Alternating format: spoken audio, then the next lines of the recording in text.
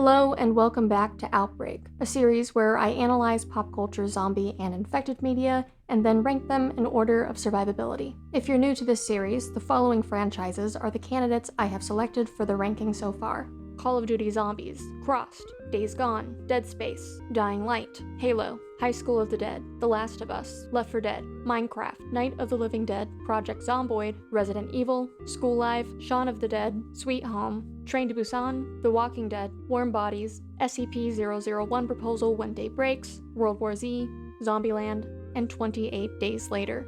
Each candidate gets their own video dedicated to a brief story breakdown, followed by an analytical breakdown of its apocalypse. Finally, a ranking will occur in which I give a comparison to its prior opponents. The videos are released in order of how easy they would be to survive based on the analysis given. Currently, the only ranked apocalypse is Shaun of the Dead. In other words, I have decided it is the easiest apocalypse to survive out of the 23 specific outbreaks mentioned before. This video will be dedicated to the second easiest apocalypse to survive, and the following videos will continue to increase their placements and elaborate on the ranking. Again, for those of you who are unfamiliar with this series, there are two more things you should know. 1. There are 3 rules in place to help balance out the ranking. Rule number 1 states that rankings are based within each universe. Rule number 2 assumes that you start within the outbreak, and rule number 3 is to assume that you have first wave immunity from airborne viruses. For further elaboration on the rules, please go to the video description if these don't quite make sense at the moment. Thank you.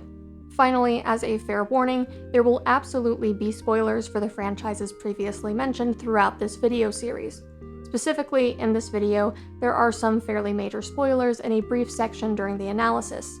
I was going to list them off, but honestly, it's pretty much half the list, so I'll just mark it in the timestamp if you really care. It's only really through visuals, so you can just look away. Just let it be known that there will be spoilers for multiple franchises on this list. Aside from that, I'd like to give another fair warning that I kept leaning away from the mic throughout this session, and I did not notice this until I was deep in the editing phase, so, please like and subscribe so I can convince myself to get a different microphone and a teleprompter so that I do not have this problem. Thank you and enjoy. Apocalyptic stories tend to cover dark themes, exposing how humanity responds to dire situations for the sake of survivability. With so much zombie content centered around dark tones, it can be refreshing to see a story that breaks this trend, trading topics of the greater good and unavoidable death for themes of love in unlikely ways, even if the notion seems ridiculous to others. Our next outbreak focuses on the 8-year apocalypse of the movie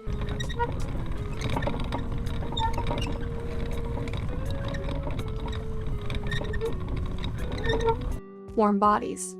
Once again, I went to Wikipedia for the basic information, so from there, I can tell you that Warm Bodies is based on a 2010 novel of the same name by Isaac Marion.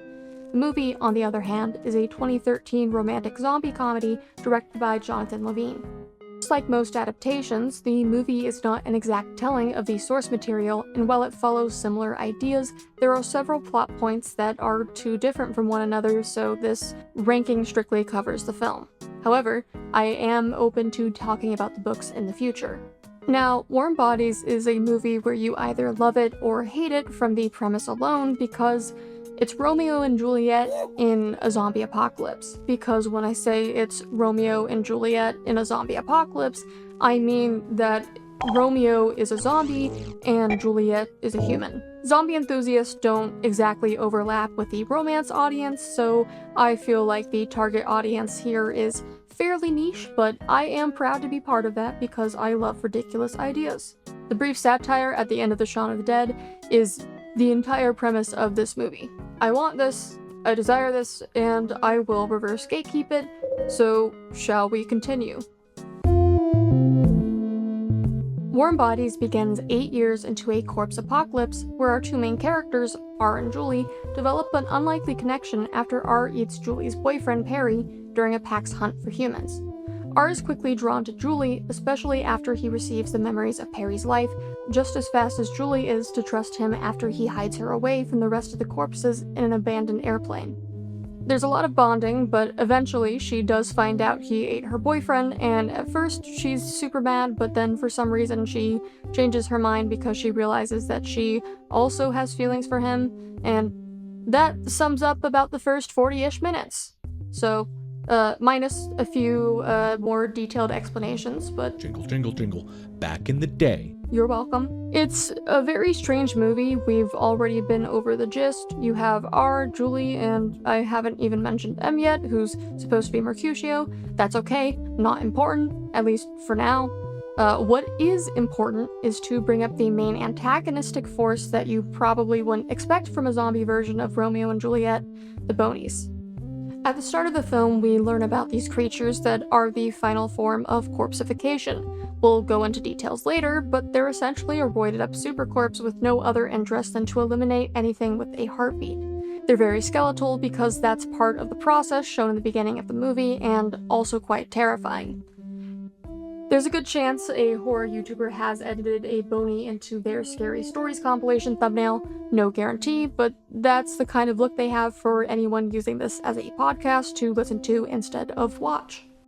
It's apparent that most of the corpses have a similar state of mind to Bonies, but they're not nearly as void nor as cruel as they are. We see this in the friendship between M and R. And of course, aside from the obvious differences between Bonies and corpses, there's one more crucial detail that separates the two. That being, once you become a Bony, the power of love cannot turn you human again.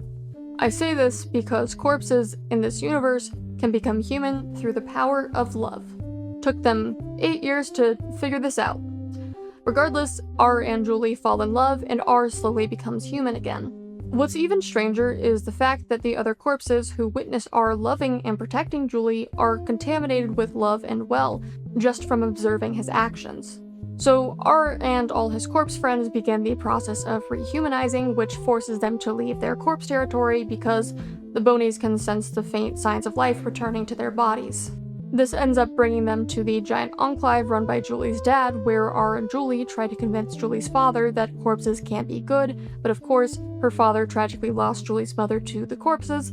Thus, Julie's father refuses to believe that R could ever become human, and demands his troops hunt him down. Meanwhile, the Bonies are on their way to destroy anything resembling humanity. Our protagonists flee Julie's father, only to be chased up a building by the Bonies who force them to jump off the ledge and into a pool. R shields Julie from the fall damage, and the two share a kiss. This moment fully rehumanizes R, but the armed men are unaware of this until they shoot him and see him bleed.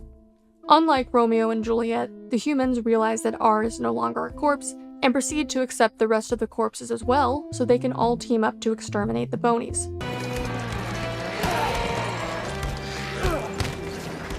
What the hell do we shoot? This asshole.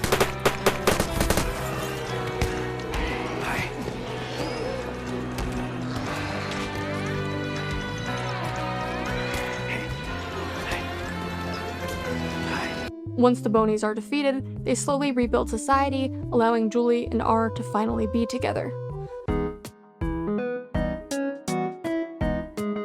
Zombie media tends to tweak details about their zombies to keep the idea fresh. That's why we so often debate what the worst kind of zombie is. While not necessarily having the most horrific zombies, the corpses of warm bodies still have their fairly unique take on the genre that is worth dissecting. First off, the exact formation of early quote-unquote corpsification is not explored in the film directly, aside from a few scenes with minor details. The more interesting transformation is the corpse-to-bony phase, which we also barely get to see. Furthermore, no known character extensively goes through bony transformation. At best, we witness one extra corpse slowly becoming a bony, along with R's comments of the progression being inevitable, and that's it. The primary transformation the film concerns itself with is the corpse-to-human process. Given that this is the main premise of the film, it makes sense, and we'll touch back on this later. For now, let's focus more on the assessment of our corpses. As stated, we know very little about early corpsification. The most we get about transformation comes from one of Perry's memories. Within it, we find out he and Julie went past the protected zone to look for his dad after he went no contact for 2 days. Lo and behold, his father had become a corpse. From his neck, it's clear it was transmitted through a bite. It's also mentioned that his father was working construction detail, and background corpses appear to be in such equipment, thus I would conclude his entire unit had been turned. It's never said how this incident occurs because it's more so used to spark a change for Perry's motivation. However, based on this information, I would assume it takes under a day and arguably only a few seconds to turn. My evidence largely stems from the fact that no one inside the conclave knew the unit had turned into corpses, and if the process was slow, you would think that somebody from the unit would be able to make it back to the guards in an attempt to say their goodbyes, or find some other form of communication, since many characters in the conclave have walkie-talkies. Furthermore, the corpses seem to be within the space they had originally turned in. Reminder that he was working construction detail, which doesn't seem so far-fetched from the location they appear in. There's several trucks, some cord wiry looking stuff, Dead by Daylight pallets, so it seems about right. Feel free to correct me if I'm deeply wrong here, and again, nobody had known this had happened for 2 days. I haven't heard from him in 2 days, Jules. He's on construction detail, Barry. He's working. My dad goes weeks without checking in. The only other incident that's even close to this is more so a line from R talking about how he's able to deceive the other corpses from realizing that Julie is a human. Right now, they think she's just another one of us, a new addition to the family. But they would think I was insane, if they could think. We know that R is a rare intelligent corpse, but M is also explicitly stated to be on a similar level. R points out how the other corpses assume that Julie had just been turned after hiding her scent, therefore implying that it's common for humans to turn fast, since Julie is one of the last humans alive during the hunt, and M does not suspect a thing. Had it been common for long turning processes, then I believe that M would have been more skeptical. Still, as a whole, this is very little information to go off of, as well as it being purely guesstimation based on what we see. It's more so strange because zombie media tends to at least show you one character turning into a zombie, but never here. I mean, even just going through our candidates, the trope of having at least one character start normal and end up infected happens in, oh god, alphabetically. 1, 2, 3, 4, 5, 6, 7, 9 if you read the comics and pay attention to in-game interactions, arguably 10, 11, 12, 13, 14, 15, 16, 17, 18 in a way that will leave you sobbing, 19, 20, 21, 22. Basically 21 of the series on this list, but not really in warm bodies.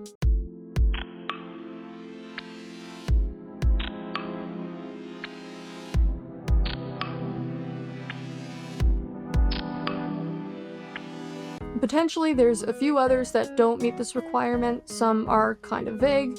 Is it a spoiler to mention Days Gone's turning? It's kind of the same extent to Perry's dad, if you think about it, but more plot relevant, kind of. I'm gonna say no, I don't think it counts as a spoiler. You can argue with me on that later, it's not important to the game. I know I'm right, but for the sake of it, let's say 21 out of the 23 candidates show the process of infection. During the hunt, R himself elaborates on why we never see a turning process. New hunger is a very powerful thing. If I don't eat all of him, if I spare his brain, he'll rise up and become a corpse like me. But if I do, I get his memories, his thoughts, his feelings. Corpses like R seem to understand that the more corpses there are, the more corpses will have to share their human prey. To avoid this, corpses like R damage the brain of their victims, preventing them from turning into a corpse after death. A couple of notes here. 1. It's not certain what level of thought this action requires, but given that no humans are explicitly shown to turn during the hunt, it might be a safe bet that most corpses are conscious of this choice. In addition to this information, R suggests that corpses have an intrinsic desire to group up and hunt, as a majority of them do not verbally communicate this. Even though we can't communicate, we do share a similar taste in food. Traveling in packs just kind of makes sense, especially when everyone and their grandmother is trying to shoot you in the head all the time. God, we move slow. Thus, they may also intrinsically destroy the brain.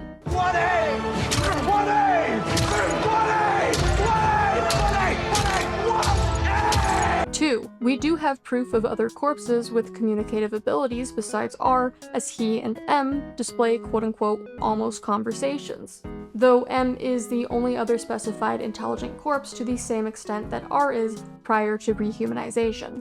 The other corpses become more responsive once they start to become human, so that is a separate issue from actual corpse behavior. 3. The virus spreads from bodily fluids. We already know this, but it is reconfirmed by R as he states that he goes for the brain to prevent humans from coming back.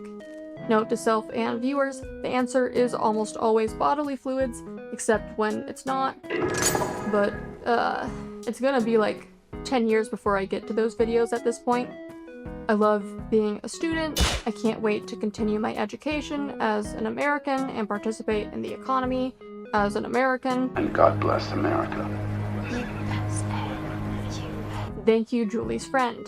Finally, to touch on R wanting to limit the amount of corpses by going for the brain, it's mentioned by Julie and R that he will die if he doesn't consume brains. Do you have to eat people? Yeah. Or you'll die.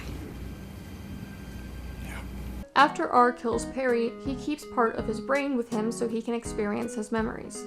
While it seems that this keeps R quote-unquote alive, it also appears to keep him happy. This whole dying as a corpse bit isn't really elaborated on, nor do we see it, but we do know that when corpses give up, they become bonies.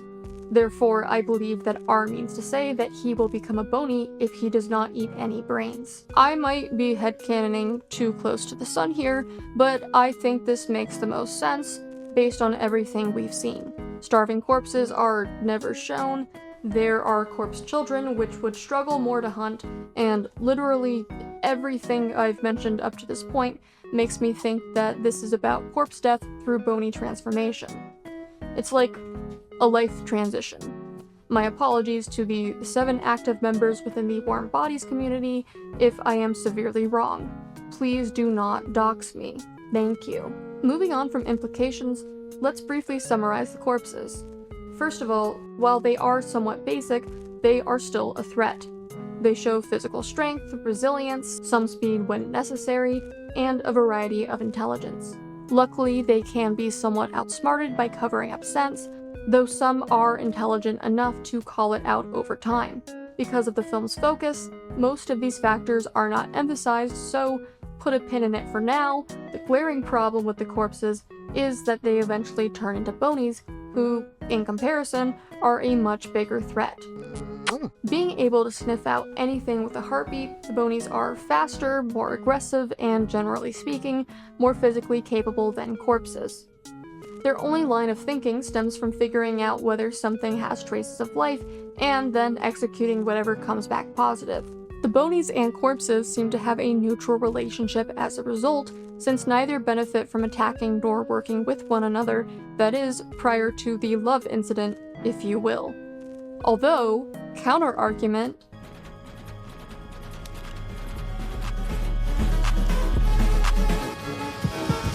this is the least threatening the bonies feel throughout the entire movie, and I will say, they probably didn't expect a corpse to do that. If M was a human, they would have smelt him traveling 45 miles an hour or faster, so that's my counter-argument.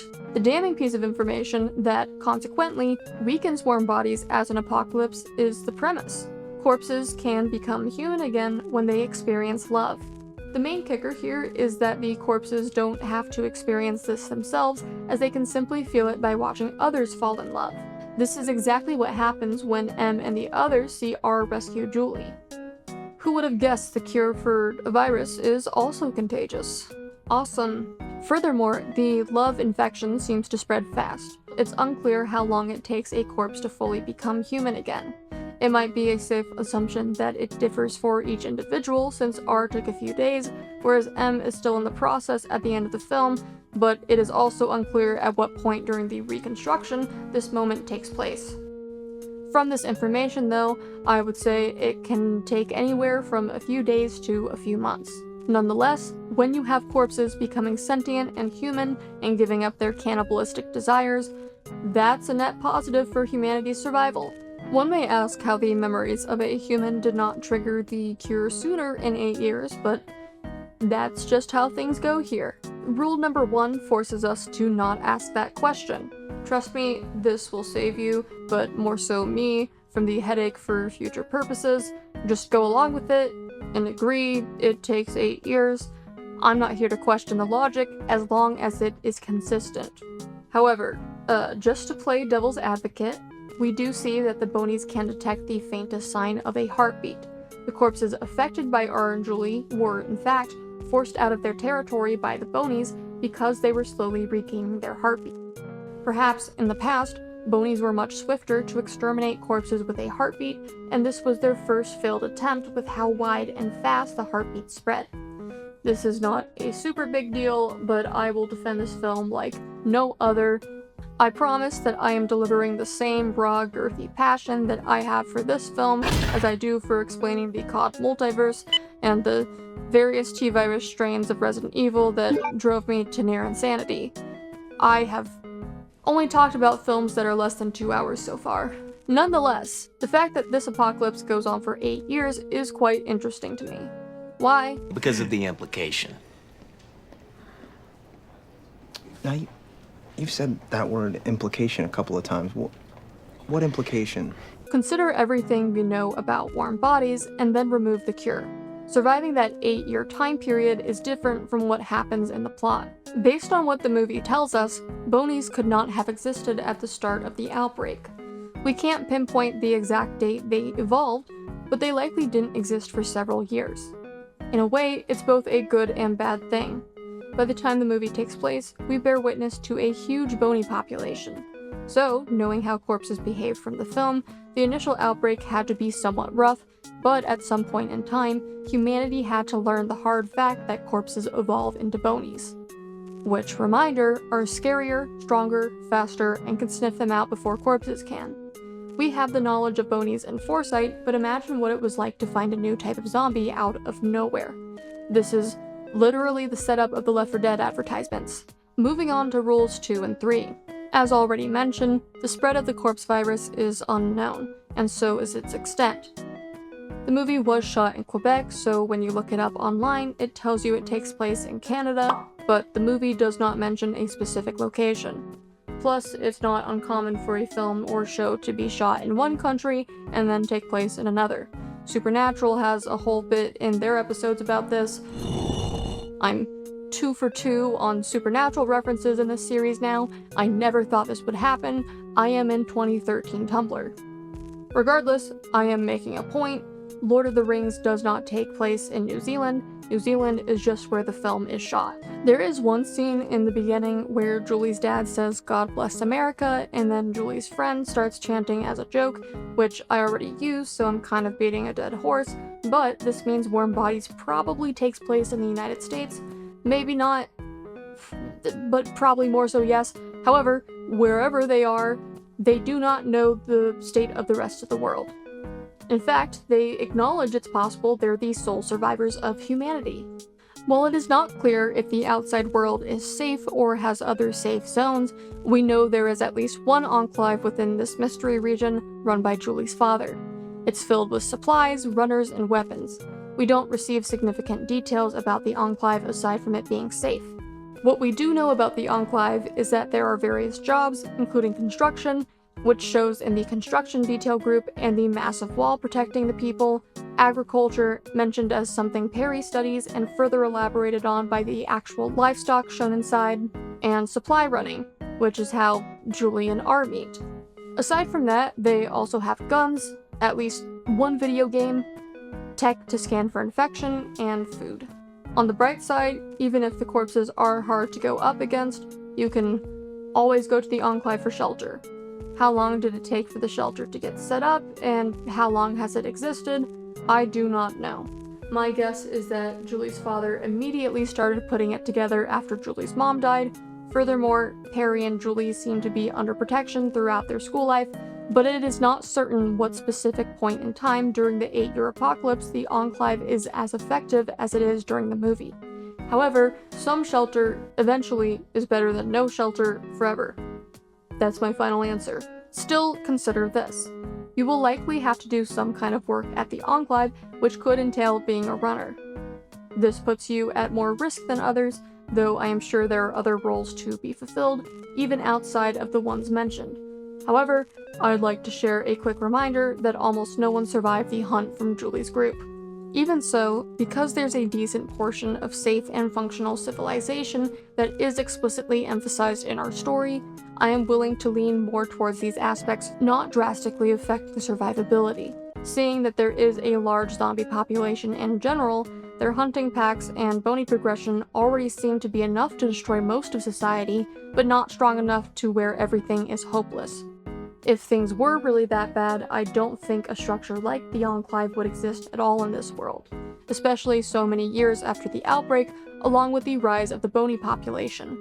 Plus, the corpse population being so big is ultimately a good thing in the context of warm bodies, because all the corpses are just going to become human again, allowing them to team up with the already existing human population, which is the resolution to the film. Sorry for that spoiler. Last but not least, this has no impact on survivability, but R as a corpse is so interesting to me. He collects objects for his plane, he listens to record music, and he can drive, but he's really bad at it. Again, no impact on survivability, I just want to acknowledge that. What all of this leads up to is the obvious statement that I am going to make that I am putting Warm Bodies in second place right after Shaun of the Dead for most survivable outbreak and second to last for the hardest. To recap, Shaun of the Dead exhibits very typical and standard pop culture zombies that really only pose a major threat as a horde. By comparison, corpses behave somewhat similarly, though R and the others are smart, while bonies present a larger challenge than either group. The crucial detail for why Shaun of the Dead ranks low is because its outbreak is contained within 24 hours, while Warm Bodies' reason is the fact that love can turn corpses back into humans. To hold that up to a mirror, Warm Bodies' 8-year apocalypse ends because of a love cure, and Shaun of the Dead never finds a cure, but continues to keep zombies around for labor and entertainment purposes post-pandemic. Outbreak is a project I've worked on for a very long time now. I've looked at what's canon for each series, what's been left blank, and compared each candidate to their relative placements. This is a long way to say that I have had several drafts for the first final ranking, and my original draft had Warm Bodies where Shaun of the Dead is now. I changed this placement because 1. The outbreak lasted several years, 2. Technically only corpses that transitioned to bonies and survivors who were fully eaten died, and 3. It's uncertain how often survivors being eaten have had their heads bashed in comparison to being turned into a corpse. Long story short, I was only thinking about the fact that love can turn corpses back into humans. This is ignoring that people like Perry never become corpses who were completely devoured, and there's probably countless examples of survivors who reached that same fate whom we do not know about over the course of 8 years. Furthermore, the bonies are known for their brutality and are objectively worse to deal with than the corpses. Another strong point from the analysis, in my opinion, is that the bonies had to have evolved over time. Imagine being fully adjusted to surviving the apocalypse and suddenly being met with the emergence of bonies. What if society had slowly begun putting itself back together when a new threat came into existence? You now have to learn new information and strategies to manage your survival. There is no room for getting used to an old lifestyle in a world like this. I'll state now as well that I believe anything with more than one infection stage, or anything with special infected as a whole, is often harder than outbreaks with just a standard infection. Warm Bodies is only weakened by the fact that corpses can be cured. This means that even if you were infected during the second wave of the movie, albeit in a really stupid way or by mistake, you still have a chance at surviving. That is, assuming there was ever a second wave and all of the corpses we see are not the result of a first wave. I'm saying this for the sake of rule number 3 being applied, but I also think it makes sense that a large portion of the corpses were infected by physical contact means, since that is what's mentioned in the movie. Plus, look at the size of the humans and corpses working together. This is massive. Finally, rule number 2. Assume we start within the outbreak is a little unclear here. yes, it seems like it's in the States, but just in case, we are generalizing it to exist somewhere within the movie's settings since we don't have confirmation to an exact location. We have guns here though, so that's cool. Before I go on to the conclusions, I'd like to make a relatively brief note that Shaun of the Dead and Warm Bodies are both outbreaks that have clear endings. I don't think I can say I have an audience anymore because my videos fell off from 3 million views to 300 views on TikTok, or whatever it's at right now. So I'm soft retired over there. And YouTube's algorithm didn't like my content that much and proceeded to cuck my first video by changing my thumbnail to Epic Rap Battles Mr. Beast for some reason, but nonetheless, some of my audience back in the day were fairly vocal about what they thought the easiest options were, and they were not either of these two films. If I am completely honest, I do feel confident that Shaun of the Dead is the easiest candidate, being a standard zomcom outbreak that lasts less than a day, but I have been very back and forth about the upcoming placements. I've talked extensively to people who are fans of each franchise to combat any of my potential short sightings. Even then, Warm Bodies is one candidate I am more than willing to change in the future. On one hand, it does have super zombies, but the cure is love. Meanwhile, there are other franchises with standard zombies that never find a cure. I've reasoned it out at the moment to be that the idea of a second chance at becoming human again through extraordinarily accessible means outweighs having to endlessly fight weaker zombies in a world where you could turn just as easily. Last but not least, I thought I would bring up the tone of Warm Bodies because it's not super serious. The film is an overwhelmingly silly idea, besides the bonies.